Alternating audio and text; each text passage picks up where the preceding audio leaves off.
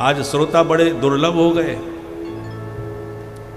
इसलिए गोस्वामी जी ने कहा श्रोता वक्ता ज्ञान निधि कथा राम के गूढ़।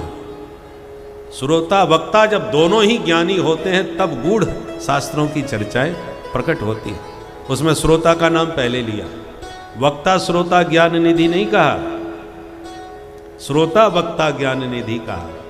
श्रोता का नाम पहले क्यों लिया? क्योंकि श्रोता जितना सजग और प्रबुद्ध होगा, वक्ता को तो उतनी तैयारी के साथ आना ही पड़ेगा। फिर वक्ता को तो तैयारी करनी पड़ेगी, या तो प्रबुद्ध श्रोता सन्मुख हो। विडंबना यह है कि श्रोता जब अबुद्ध हो जाता है, जिज्ञासु नहीं रहता, तो फिर वक्ता फिर अपना टाइम पास करता है।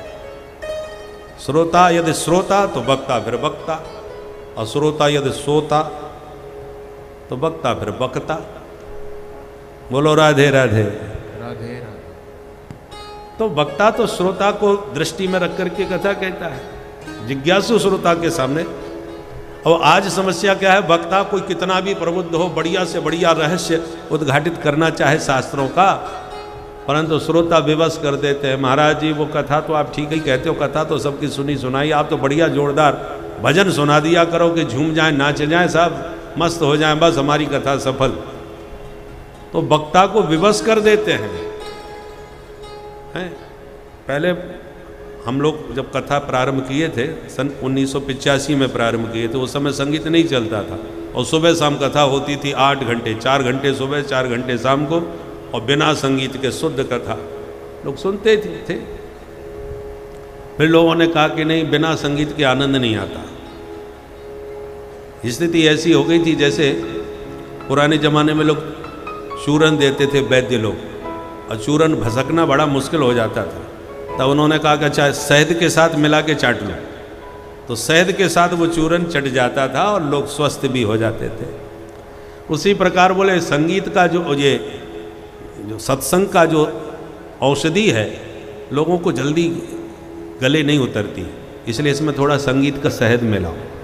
संगीत का शहद मिला करके चटाओगे तो लोग चाट जाएंगे।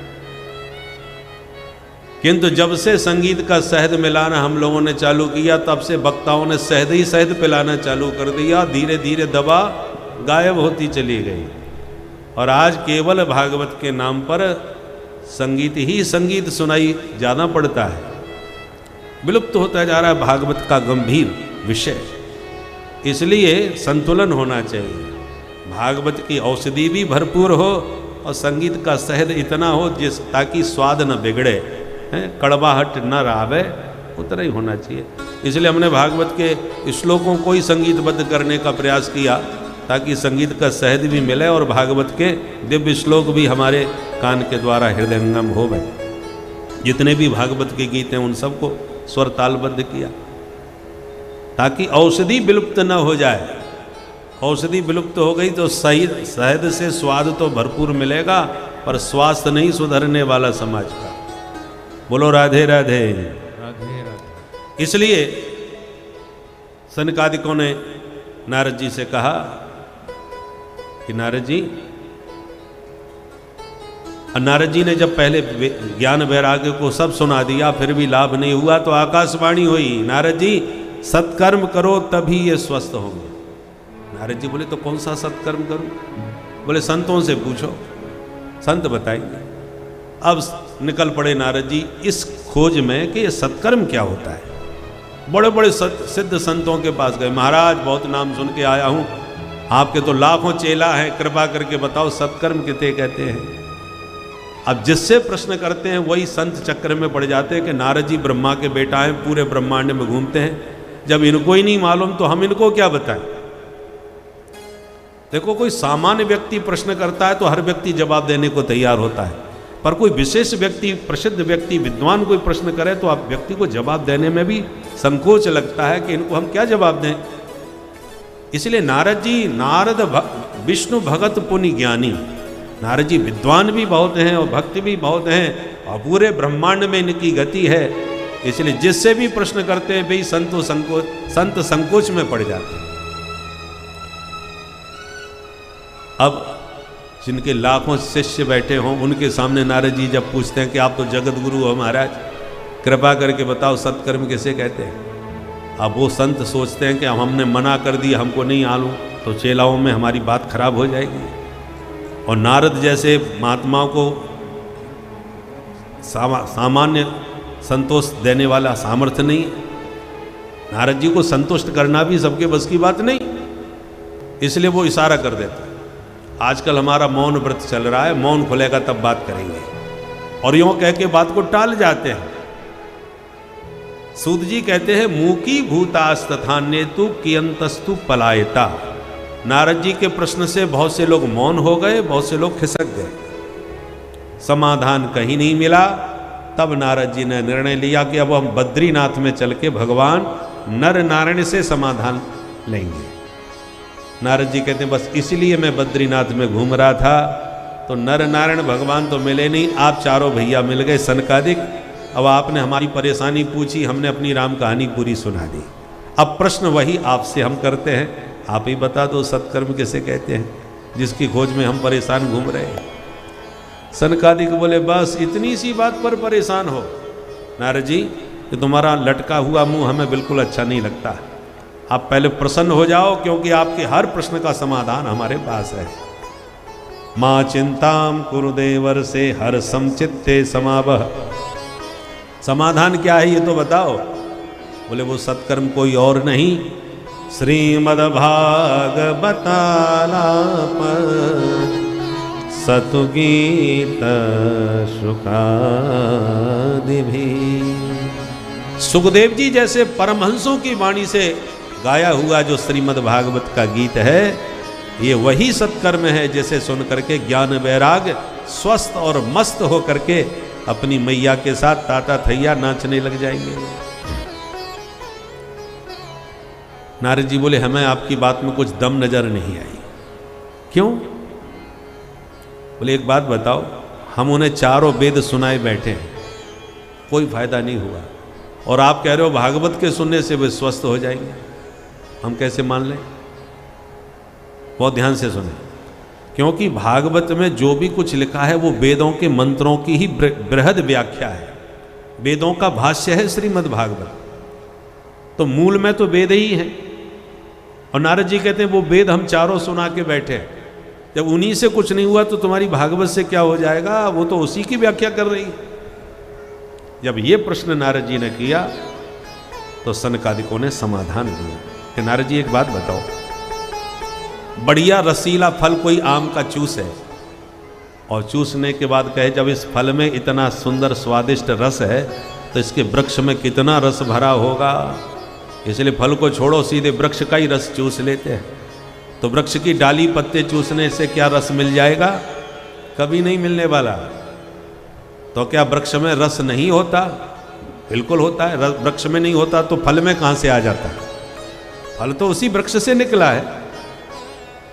तो ये बात सत्य है, वृक्ष में रस है, परंतु वो रस हमको केवल फल के माध्यम से ही प्राप्त हो सकता है, डायरेक्ट वृक्ष से कभी नहीं मिल सकता। उसी प्रकार निगम कल्पतरोर गलितम फलम, श्रीमद् भागवत वेद रूपी वृक्ष का फल है। वेद वृक्ष है, भागवत उसका फल है। तो जो रस हमको इस भागवत से मिलेगा वो वेद रूपी वृक्ष से मिलने वाला नहीं है, और वेदों का रस भागवत में रूपी फल में है। दूसरे दृष्टांत से समझो, दूध से घी निकाला जाता है, पर जो काम घी कर देगा वो दूध तो नहीं कर सकता। अखंड दीपक शुद्ध घी का जल रहा है, घी खत्म हो गया, किसी ने कहा चलो घी नहीं है तो दूध रहा है, चलो दूध डाल दो, तो जलने की जगह बुझ और जाएगा। शुद्ध घी का भंडारा चल रहा है, पूड़ी बन रही है शुद्ध घी की, घी खत्म हो गया तो कोई कहे बाकी की पूड़ी दूध में निकाल लो, और तर्क दे के दूध तो घी का भी बाप है। आखिर के घी निकला कहां से? दूध से ही तो निकाला गया है। तो बात बिल्कुल सही है, पर क्या जो काम घी ने किया वो दूध कर पाएगा? कभी नहीं। गन्ना का रस ही शक्कर बनता है शुगर फैक्ट्री में, पर जो मिठाई शक्कर डाल के बनाई जाती है वो सीधा गन्ना का रस डाल के नहीं बनने वाली। तो वेद है गन्ना का रस, तो भागवत है उसी की बनाई हुई शक्कर। वेद है दूध, तो भागवत है उसी का निकाला हुआ घी। वेद है वृक्ष, तो भागवत है उसी का निकाला हुआ सुंदर सरस फल। इस प्रकार कई दृष्टांतों से समझाया, तब नारद जी का संशय दूर हो गया और हाथ जोड़ के नारद जी कहते हैं, भैया आज एक बात हमारी समझ में आ गई। क्या समझ में आ गई? कि कोई कितना भी धर्मशास्त्र पढ़ ले, पर आप जैसे शास्त्रज्ञ विद्वानों का सत्संग जब तक नहीं सुनेगा तब तक शास्त्र के रहस्य को नहीं समझ सकता। इसलिए रामचरितमानस में गोस्वामी जी कहते हैं, वेद पुराण उदधि घन साधु। वेद पुराण क्या है? बोले उदधि है। उदधि माने समुद्र, महासमुद्र है। पर साधु और संत जो विद्वान हैं वो घन है, बादल है। मतलब क्या हुआ? कोई कितना भी प्यासा हो और समुद्र के किनारे पहुंच जाए प्यास बुझाने, तो क्या बुझेगी? पानी तो भरपूर है, अनंत था, परंतु अथाह जल राशि में आप आचमन भी नहीं कर पाओगे, इतना खारा पानी होता है। समुद्र का जल देखने में प्यारा है, पानी पूरा खारा है, परंतु उसी पानी को जब बादलों के द्वारा खींच करके यत्र तत्र मेघों के द्वारा बरसाया जाता है रिमझिम, तो वही बरसात का जल बड़ा स्वादिष्ट हो जाता है, मधुर हो जाता है, पेय बन जाता है, ग्राह्य हो जाता है। डायरेक्ट समुद्र से आपको खारा मिलेगा। उसी प्रकार शास्त्र समुद्र हैं, संत विद्वान मेघ हैं। शास्त्र के ही सूत्रों का चिंतन करके, मंथन करके, उसके रहस्य को समझकर प्रवचनों के द्वारा जब बरसाते हैं तो प्रवचन सुन के सबको बात समझ में आ जाती है। और उसी बात को जब शास्त्रों में बहुत से लोग पढ़ करके भ्रमित हो जाते हैं, यहाँ ये लिखा है, वहाँ ये लिखा है, हमारी तो बुद्धि चक्कर में पड़ गई भाई, समझ में नहीं आती क्या चक्कर है। इसलिए शास्त्रों को हमेशा किसी संत सदगुरु के सानिध्य में ही उसका स्वाध्याय करना चाहिए, नहीं तो मति भ्रमित हो जाती है। संस्कृत में हमारा सब वैदिक वाग्मय शास्त्र है। जो संस्कृत की बात छोड़ो, हिंदी में जो उसका सार गोस्वामी तुलसीदास जी ने निकाल के रख दिया, नाना पुराण निगमागम सम्मतम यत रामायणे निगदितम। गोस्वामी जी ने पहले ही प्रतिज्ञा कर दी, मैं अपनी तरफ से कुछ भी नहीं लिख रहा, जो पुराणों में, वेदों में, शास्त्रों में, आगम ग्रंथों में लिखा गया है, मैं उसी का सार निकाल करके इसमें लिखने जा रहा हूं, अपनी तरफ से कुछ नहीं।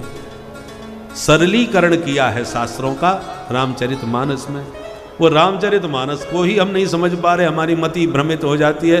कई लोग मन पन्ने फाड़ने लग जाते हैं, इसमें ये लिख दिया, इसमें इसकी निंदा, उसकी निंदा। तो भैया इतना सरलीकरण शास्त्र भी समझ में नहीं आ रहा, तो संस्कृत साहित्य को कोई क्या समझेगा। इसलिए शास्त्रों को पढ़ने की जगह सुनना चाहिए, क्योंकि सुनाने वाला समझ करके सुनाता है, उसके मर्म को जान करके बताता है, और पढ़ने में बुद्धि भ्रमित हो जाती है।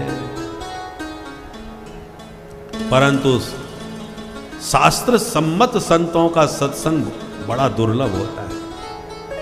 अनंत जन्मों का जब भाग्य उदय होता है, तब किसी को शास्त्र सम्मत स्वस्थ सत्संग सुनने को मिलता। आजकल सत्संग भी बहुत गड़बड़ हो गया है, मनमुखी बातें लोग करने लगे हैं। शास्त्र सम्मत सत्संग दुर्लभ है। कि नारद जी कह रहे, भाग्योदयेन बहुजन्म समर्जितेन सत्संगमं च लभते पुरुषो यदा वै अज्ञान हेतु कृत मोह मदांधकार ना संविधाय हितदो दयते विवेक। इसी श्लोक का ज्यों का त्यों अनुवाद गोस्वामी जी कर रहे हैं। बिनु सत्संग विवेक न होई, बिनु सत्संग विवेक न होई, राम कृपा बिनु सुलभ न सोई, राम कृपा बिनु सुलभ न सोई। आवत एहि सर अति कठिनाई, आवत एहि सर अति कठिनाई, राम कृपा बिनु आवन जाई,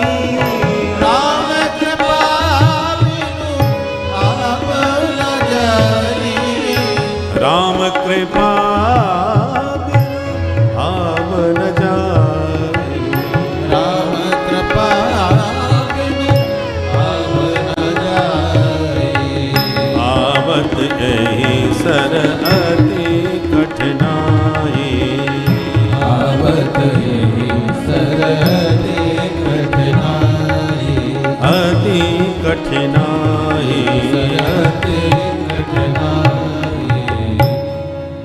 सत्संग के सरोवर में सराबोर होने का सौभाग्य उन्हीं सज्जनों को प्राप्त होता है जिनके ऊपर हरि की विशेष कृपा होती है। ठाकुर जी की कृपा नहीं है तो आप चाह करके भी नहीं सुन पाओगे। बहुत से लोग कहते हैं महाराज हम तो 7 दिन की छुट्टी लेके बैठे थे कि पूरा सत्संग सुनेंगे 7 दिन का, पर ऐन वक्त पर महाराज बच्चा गिर पड़ा, पैर टूट गया, हॉस्पिटल में ही 7 दिन निकल गए हमारे तुम्हारे। राम कृपा बिन सुलभ न सोई। ठाकुर जी की कृपा के बिना संभव नहीं है, सुनने की इच्छा ही नहीं होगी। चाहे जितना आप कार्ड दे दो, चाहे जितना आप दुराग्रह करो, टेलीफोन करो कि साहब एक दिन आकर के सुनो तो सही, जवाब एक ही मिलेगा तुम्हें भागवत सुनने की पड़ी है महाराज, हमें मरने की फुर्सत नहीं है, इतना काम है। नहीं, सुनने की ना इच्छा होगी, भले ही लोग फालतू में बैठ के गपशप करते रहें, परंतु सत्संग के नाम पर मन नहीं लगेगा जब तक ठाकुर जी की अनुकूल दृष्टि नहीं होगी। राम कृपा बिन सुलभ न सोई। नारद जी बोले भैया मुझे आश्चर्य होता है कि मैंने स्वयं व्यास जी को भागवत की प्रेरणा दी, मैंने ही अपने पूज्य पिता से भागवत श्रवण करी और मैं ही भागवत की महिमा से अपरिचित रहा। अब मुझे आपके श्रीमुख से एक बार भागवत सुनने की इच्छा है महाराज, मुझे सुनाइए। सनकादिक बोले ठीक है, हम तो इसीलिए घूम रहे हैं कि सुनावे या सुने। तो कहाँ सुनाओगे? बोले चलो वहाँ चलते हैं। कहाँ? गंगा जी के किनारे, हरिद्वार में। गंगा द्वार समीपे तु तटमानंदनामकम। हरिद्वार का निर्णय लिया गया, हरिद्वार में कथा होगी। क्यों जी? हरिद्वार का ही चयन क्यों किया गया? भाई भक्ति ज्ञान वैराग्य तो वृंदावन में थे, या तो वृंदावन में आके कथा कराते नारद जी, अथवा बद्रीनाथ में जब सनकादिकों से भेंट हुई तो बद्रीनाथ में ही कथा चालू कर देते। पर न बद्रीनाथ न वृंदावन, कथा के लिए चयन हुआ हरिद्वार का। क्यों? हरिद्वार में ऐसी क्या विशेषता थी? देखो, जो सिद्ध कोटि के संत होते हैं पर्वतों की गुफाओं में छुपे हुए, वो मैदान में दुनिया वालों के बीच में आना पसंद नहीं करते। और जो दुनियादारी के संसारी लोग हैं वो बहुत ऊंचे पहाड़ों पर जाना, उस जमाने में तो बहुत ही दुर्लभ था, आज तो सुलभ हो गया। पहले लोग बद्रीनाथ कब जाते थे? जब सब कामों से फ्री हो जाते थे। कब 4 धाम की यात्रा पे जा रहे हैं भैया, हमने स्वयं बचपन में देखा, पूरे गांव वाले बैंड बाजों के साथ उन्हें विदा करते थे। 4 धाम की यात्रा पर जा रहे हैं, सबसे गले मिल करके रोते थे, भैया 4 धाम पे जा रहे हैं, हम लौट के आ गए तो फिर मिलेंगे नहीं तो जैसी यारा। इतनी दुर्गम यात्रा मानी जाती थी पुराने जमाने में। कदाचित बद्रीनाथ में कथा होती तो 4 वक्ता होते और इकलौते श्रोता नारद जी बैठे दिखाई पड़ते, क्योंकि वहां श्रोता कहाँ मिलते? बद्रीनाथ में। तो संसारी ऊपर नहीं जा सकते और संत बहुत नीचे नहीं जा आते। बीच की देहरी है हरिद्वार। द्वार का मतलब देहरी। देहरी पर दीपक जला दो तो भीतर बाहर दोनों तरफ उजेला होता है। दीपावली पर आपने देखा ज्यादातर देहरी पर दीपक जलाए जाते हैं, भीतर भी उजेला देता रहे, बाहर भी। गोस्वामी जी भी कहते हैं, राम नाम मणि दीप धर जीह देहरी द्वार, तुलसी भीतर बाहरे जो चाह से उजियार। दोनों तरफ उजेला चाहते हो तो देहली पर दीपक जलाओ। और श्रीमद् भागवत क्या है? बोले अध्यात्म दीप मतितिरीशिताम तमोंधम। श्रीमद् भागवत को अध्यात्म दीप कहा गया। हृदय के भीतर प्रकाश देने वाला ये ज्ञान का दीपक है। और बीच देहरी कौन है? वाणी। वाणी में प्रभु के नाम का दीपक जला दो, सुनने वालों को बाहर भी मंगल देगा और आपके अंतःकरण को भी मंगलकारी बनाएगा। इसलिए वाणी की देहरी पर राम नाम का दीपक जला के रखना चाहिए, दोनों तरफ प्रकाश। तो संसारी ऊपर नहीं जा सकते, ऊपर वाले संत नीचे नहीं आ सकते, इसलिए बीच देहरी हरिद्वार है। हरिद्वार के ऊपर पहाड़ी यात्रा प्रारंभ हो जाती है, नीचे मैदान। इसलिए हरिद्वार का चयन हुआ ताकि ऊपर वाले नीचे आ जाएं, नीचे वाले थोड़े ऊपर पहुंच जाएं और बीच देहरी पर सबको ये दिव्य अध्यात्म के दीपक का प्रकाश प्राप्त हो। इसलिए कथा हरिद्वार में प्रारंभ हुई। हजारों महात्मा दौड़ पड़े कथा का श्रवण करने के लिए। कौन कौन आए? भृगु वसिष्ठश्च वनश्च गौतमः मेधातिथिर देवल देवरात। बड़े बड़े महात्मा भृगु जी आए, वशिष्ठ जी आए, परशुराम जी आए, वेदव्यास जी महाराज भी आए, सब आए। जो नहीं आ रहे थे भृगु जी उन्हें पकड़ पकड़ के लाओ। अरे भैया बहुत जोरदार कथा हो रही है। कथा कौन करा रहे हैं? बोले देवर्षि नारद जी कथा कराएंगे। वो करेगा कौन? बोले सनकादिक। अरे भाई तो अब तो दोनों ही दिव्य महापुरुष हैं। तो आयोजक जैसा होता है उसी के संपर्क के वैसे ही श्रोता भी आते हैं। तो नारद जी जैसे फक्कड़ आयोजक थे, इसलिए भृगु वशिष्ठ जैसे महात्मा लोग ही श्रोता बन के ज्यादा से ज्यादा आए। प्रश्न उठता है भृगु जी पकड़ पकड़ के क्यों ला रहे? सूत जी कहते हैं गुरुत्वा तत्र नायातान भृगु संबोध्य चानयत। जो किसी कारणवश नहीं आ रहे थे उन्हें समझा बुझा के भृगु जी पकड़ के लाए। उसका एक कारण है। देखो, अपराधी का तुम साथ दो तो आप भी अपराधी की श्रेणी में आओगे, आपको भी दंड मिलेगा। ऐसे सत्कर्म में आप सहयोगी बनोगे तो सत्कर्म का भी पुण्य आपको मिलेगा। 5 लोग ताश खेल रहे हैं, 4 लोग खेल रहे हैं और आपने उनसे कहा कि बहुत जोरदार कथा चल रही है भैया, एक बार चलो हमारी बात मान लो। अरे ये तो बाद में खेलते रहेंगे, ये मौका बार बार नहीं मिलेगा, 7 दिन की बात है, जल्दी चलो। और आपके समझाने से वो राजी हो गए। चलो आज सुने आते देखे क्या हो रहा है। और वो 4 लोग आपकी प्रेरणा से यदि कथा सुनते हैं और सुन के उन्हें आनंद आया या उनके जीवन में कोई भी बात लगी और परिवर्तन आया तो उसके सौभाग्य का उदय आप निमित्त बन करके किए हैं, तो उसका पुण्य का दशांश आपको भी प्राप्त होगा। ये भृगु जी जानते थे, इसलिए पकड़ पकड़ के लाए कि इनका कल्याण होगा सो होगा, हम तो जा ही रहे हैं, दशांश हमको भी तो मिलेगा।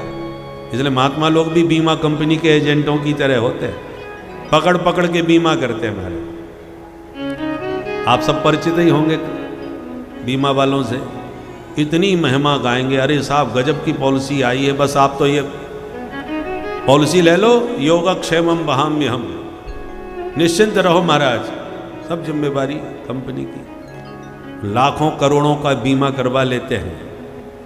उसी प्रकार क्यों वो चाहे जितनी महिमा सुनाएंगे पर ये नहीं बताएंगे कि आप उनसे पूछो कि आप इतने परेशान क्यों हो रहे हो। 10 बार बुलाओगे तो 10 बार आएंगे, जितनी बार समझाना चाहोगे समझाएंगे, पूरी माथापच्ची करेंगे। क्यों? क्योंकि तुम्हारा फायदा जो होगा सो होगा, 10% हमको भी तो कुछ कमीशन मिलेगा, इसलिए माथापच्ची करते हैं बेचारे, पर अपना कमीशन बताते नहीं है। उसी प्रकार महात्मा लोग भी पकड़ पकड़ के बीमा कर रहे हैं। वैष्णव बना दिया, तिलक लगा दिया, कंठी लगा दी, राम मंत्र दे दिया, आज से तुम वैष्णव बन गए। तो एक संत के द्वारा जितने जीवों को मंत्र दे करके भगवान के मार्ग में लगाया जाता है, भगवान का वो उतना ही लाडला और प्यारा बन जाता है। भाई जो कंपनी, जो एजेंट जितना बीमा करेगा कंपनी उसको उतना ही पुरस्कृत करती है कि नहीं। उसी प्रकार नारद जी भगवान को अत्यंत प्रिय क्यों है? क्योंकि नारद जी बैठ के भजन कम करते हैं, दौड़ दौड़ के लोगों को भगवान से ज़्यादा जोड़ते हैं। नारद जी का काम ही है घूम घूम के भगवान का नाम दे करके भगवान का भक्त बनाना। तो इसलिए भगवान नारद जी को बहुत पसंद करते हैं। दीनहीन जीवों को प्रभु की महिमा सुना सुना करके भगवान का भक्त बनाते हैं नारद जी। इसलिए ध्रुव जी हों चाहे प्रहलाद जी हों, सब नारद जी के ही चेला है, इसलिए नारद जी भगवान को बड़े प्यारे लगते हैं। तो भृगु जी भी पकड़ पकड़ के लाए। तो आप भी महाराज कल से 2-4 लोगों को प्रेरित करके लाओगे तो 10% कमीशन आपका भी पक्का है। बोलो राधे राधे। राधे राधे। तो बड़ा विशाल संत समुदाय इकट्ठा हो गया। सनकादिकों ने व्यासपीठ पर बैठ के कथा कहना प्रारंभ किया। सदा से व्यास श्रीमद् भागवती कथा, यस्या श्रवण मात्रेण हरिश्चित्तम समाश्रये। सनकादिक कहते हैं नारद जी ये भगवान की मंगलमयी कथा हर समय सुनने योग्य है, दिन मुहूर्त की आवश्यकता नहीं है, जब फुर्सत हो तब सुनो। सदा सेव्या, फायदा क्या होता है? बोले हरिश्चित्तम समाश्रय।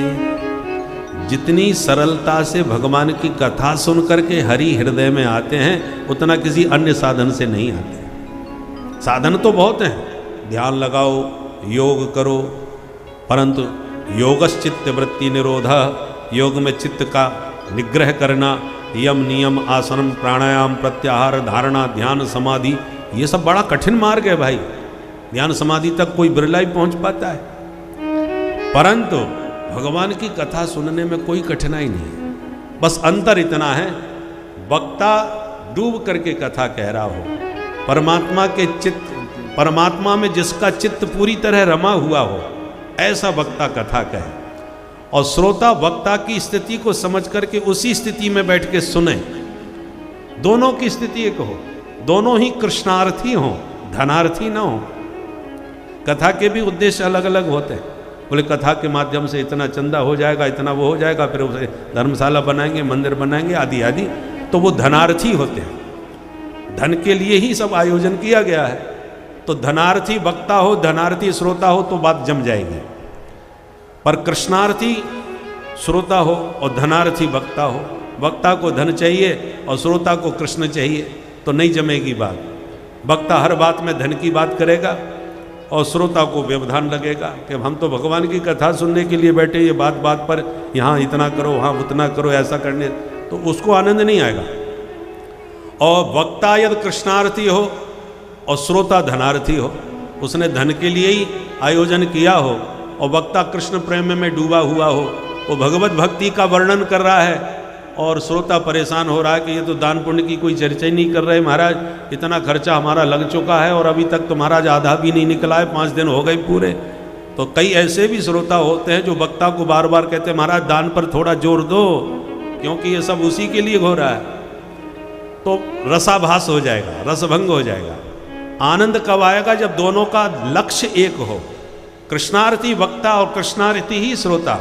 कथा क्यों करा रही है, कराया है? बोले भगवान कृष्ण का प्रेम प्राप्त हो, भगवान के प्रीत्यर्थ कथा हो रही है, और वक्ता भी उसी प्रेम में डूबा हुआ हो, तब श्रोता वक्ता दोनों एक रस के डूबे हों, तब अलौकिक आनंद उस कथा में प्राप्त होता है, तब रस निष्पत्ति होती है, तब रस वर्षण होता है। इसलिए हरिश्चित्तम समाश्रति, ये कथा वो है जो चित्त में चित्तचोर को बिल्कुल चिपका देती है, हृदय में है।